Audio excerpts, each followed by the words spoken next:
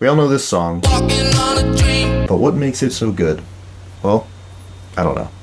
But I'm going to rebuild it from scratch to try to find out. So there are 5 different elements in this song. We've got the drums, the bass, the guitar, and the chords that I think are particularly iconic. And of course there's the vocal as the 5th element. Let's start with the drums.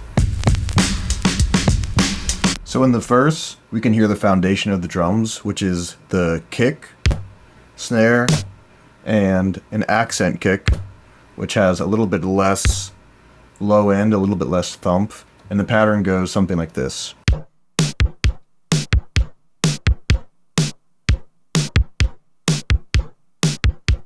And then the second half of the 8-bar loop has a second pattern. It's very similar, but a little bit more filled out and a little higher energy.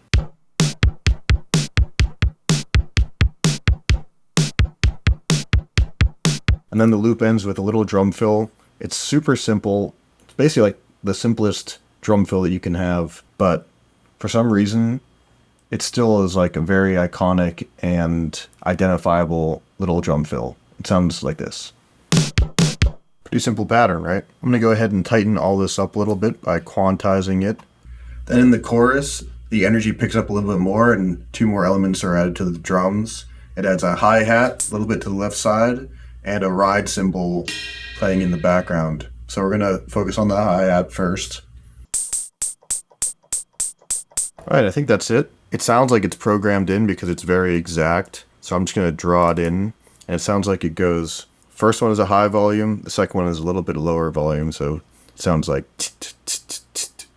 and just bring them all the way, and we get,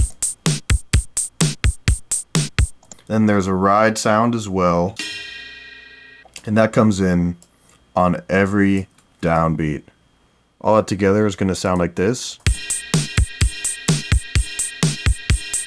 The last thing to get the drum sound is going to be a little bit of reverb coming in underneath the drums. Right, so this is without the reverb. And then we'll bring this reverb in. Without. With. What I like about these drums is that there is definitely nothing there that doesn't feel like it's really adding something important. And it's hard to imagine this song without each single drum element. From there, let's move on to the sibling of the drums generally, which is the bass. They go hand in hand, you know, they really set the groove and the foundation of a song. So we'll do the bass. Yeah.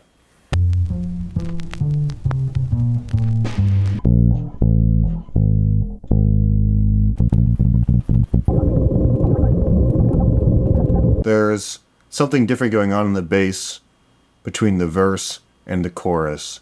The verse is really simple, like a bed for the rest of the instrumental to sit on. The chorus is when things get really interesting in the bass. So I'll start with the verse, just a warning, it's not very interesting, basically.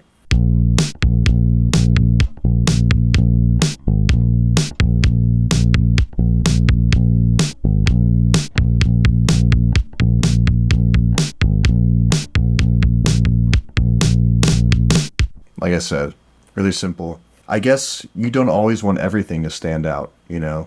Sometimes you just want something that holds it down and lets other things shine. In this case, it lets the vocals shine, I would say.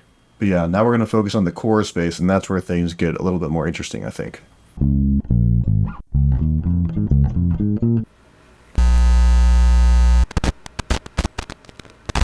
Alright, I think I got the chorus bass, and it sounds like this.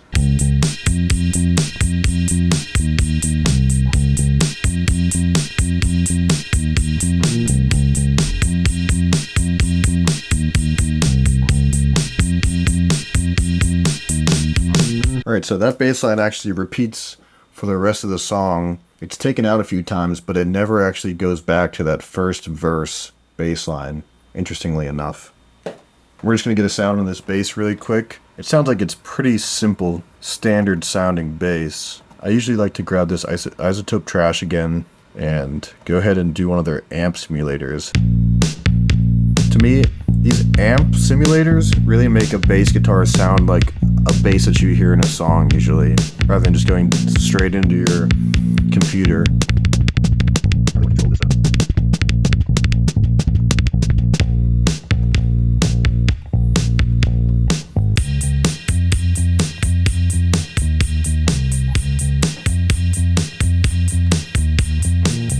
When you start nodding your head and bouncing around, that's a good sign. From there, we can move on to the iconic chords.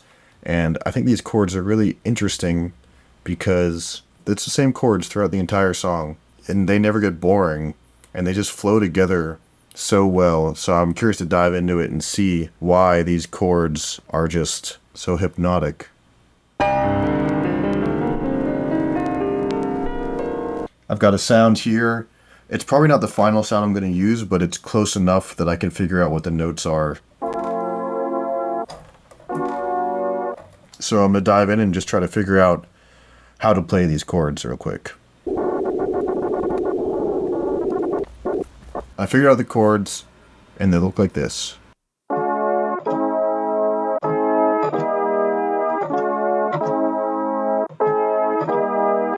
Everything is so precise in the actual song, more seamless, more like there's no gaps between the notes or anything like that. Like when you play as a person, naturally, there's a time between when you move your fingers and you hit the next note. And people who are really good at piano can make that time shorter, but no one can make it as short as a computer can. So I'm going to do that. So what I think is interesting about these notes is that these chords are sort of like a barber pole. If you think of that thing that, you know, spins and it looks like it's like constantly spiraling downwards, but really it's not going anywhere. It's just spinning in a circle. Does that make sense? Anyway, that's what these chords are like because they're constantly descending, but as they descend, more notes come on top to replace the ones that are descending. So this visual is not really working, but basically, it's like a constant cycle of descending notes and new notes coming in above it. And I think that's why it's so hypnotic and it loops so well. I don't know if that explanation really does it either. So now we've got the chords down. We need to get the right sound that's in the song. They sound muddy, dirty, and phasery. Phased, let's say. So let's work on that. Muddy is going to be a low pass filter. Now I'm going to do this redux.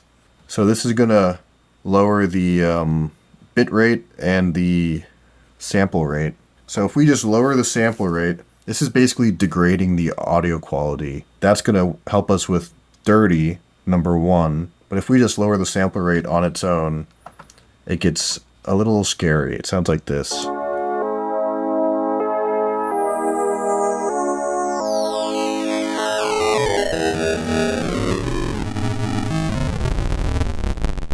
Basically makes it sound like it's a sound from an old video game or something like that. But in Ableton with this device, if we turn on the post filter, this is just going to filter out that high-end like distortion that comes in, and we're going to lower the bitrate just to help it sound a little bit muddy and a little bit dirty. Let's see how that sounds.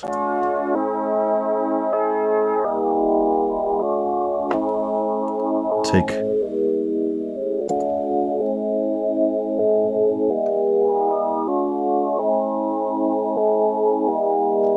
Alright, so that helps with the muddiness, but it's not dirty enough for my taste. What do you do when you want to make something dirty? Fucking toss it around in some trash.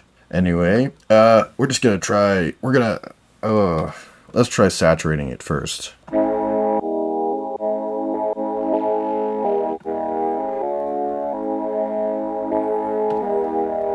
So the last thing I want to do with these chords is add either a phaser or a flanger. There's something sort of spacey going on, some shifting happening, and this actually might not be the last thing that I do with these chords, but we'll see. There's another flanger that I'd like to try here, the Tau flanger, which is free, by the way, and it's a really nice flanger.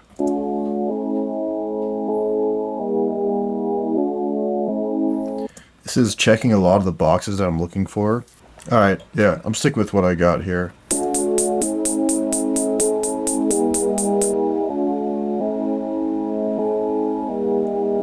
I think we've pretty much got these chords done. On to the next thing.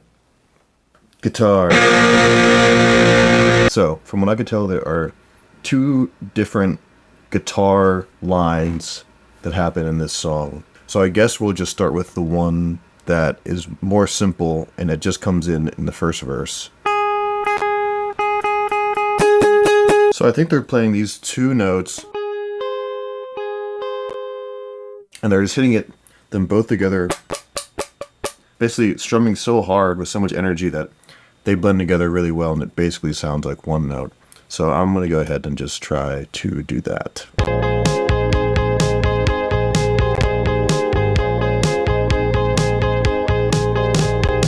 That might be it. I'm going to try to get a sound for that now. It's pretty clean, but I think I'm going to use like a subtle distortion to just glue those 2 notes together and make them sound more like one note and bring a little bit of energy to it. Let's just try a little saturator.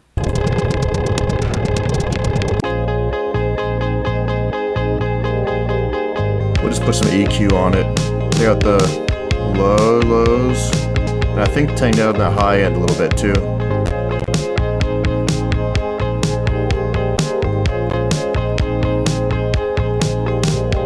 I might take this guitar line, switch it to beats, put this so there's the arrows forward, and pull this number down. This is all the way up. I'll bring it all the way down. Right? And with that, you can just sort of tighten up the sounds that you have. I think that's it. Okay. In keeping with the theme of sort of having a chorus be a release of energy and then like an uplifting of energy, this guitar part is adding, it's basically all about tension because it's not even, it's just the same thing repeating over and over and over again while other things are changing under it, like the chords. It adds this element of tension, and when that goes away, the bass opens up, the drums open up, the song basically opens up in the chorus, and the thing that's been sort of like making a knot inside you goes away.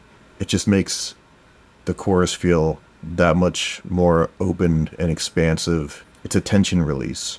Let's take a look at the second guitar part, which also plays in the verse, but it plays in the chorus too, and it basically plays in a lot more of the song, and it's a more melodic guitar part. So it's actually just pretty much switching between 2 chords.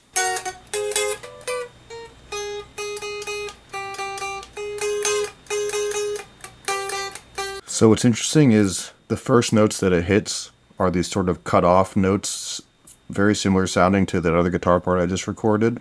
And then it goes up to this higher part. It almost sounds like there are 2 guitar parts playing. So I'm going to see if I could take this and chop it up into little sections.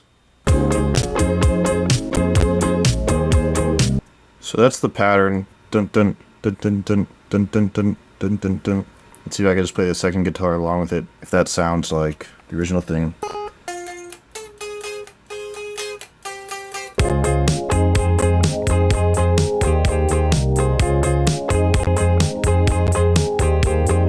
The sound of this guitar really sounds like it's just, there's nothing. Like it's just clean, it's a little jangly, like it just sounds like an electric guitar being played into the computer with no processing basically on it. I mean, believe it or not, those are all the parts of the song other than the vocals, which leads me to, okay, I've thought about it, and I thought about it again, and I will do the vocals. Let's see how that goes, right? I'm going to pull up the lyrics again. We're going to give it a shot, and it might be bad, but it might be passable. It might be good. It might be good. And I'm not trying to be as good as the original song or better. Like you just can't match the original intention, but I'll try my best. There is a ton of energy in the vocals, and they almost feel like a little bit like angsty. It's like these words are like pushing themselves out of the singer. They're at least doubled like one loud vocal that you mainly hear, but then like some background vocals beneath it sound like they're all singing the same notes, but just sort of like filling it out and supporting it so it doesn't just feel like there's one single voice there. I'm gonna try to sing it like pouty like that. Sometimes when you change your facial expression when you're singing, it can help you get into a sort of character. And this character is like, walking on a dream, walking on a dream. No, okay. So I'm just gonna do a bunch of takes, and then I'll pick the best ones. We'll start with the verse. Walking. I'm pretty nervous, I'm not gonna lie. Walking on a dream. Walking on a dream. Walking on a dream. We are running for the 2 hours later. Alright, that's gotta be okay. I think that's gotta be enough options. Okay. Things get a little bit tedious from here on out. So I'm gonna save you the pain, and we'll go straight to the final remake. But first, if you like this song or other songs I've remade, you might like my music, so check the description for a link. And let me know what you think of this song. Do you think I captured the spirit of it? Do you think that I did a really bad job? Let me know. So here's my version of Walking on a Dream by Empire of the Sun.